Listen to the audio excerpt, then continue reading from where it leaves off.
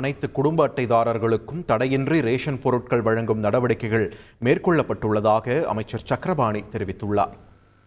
கடந்த நாடாளுமன்ற தேர்தல் வந்த காரணத்தால் எலெக்ஷன் கமிஷனில் ஏப்ரல் மாதத்துக்கான டெண்டரில் பெர்மிஷன் வாங்க வேண்டிய சூழ்நிலை வந்துச்சு.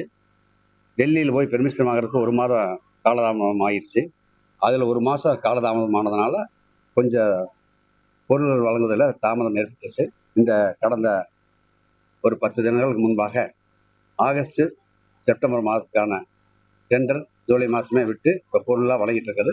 ஆகஸ்ட் 31க்குள்ள, அதாவது அனைத்து நியாய விலைக் கடையில் இருக்கின்ற அனைத்து 2,24 லட்சம் குடும்ப அட்டைதாரர்களுக்கும் பருப்போ பாமாயிலோ எந்த தட்டுப்பாடு இல்லாமல் வழங்கப்படும்.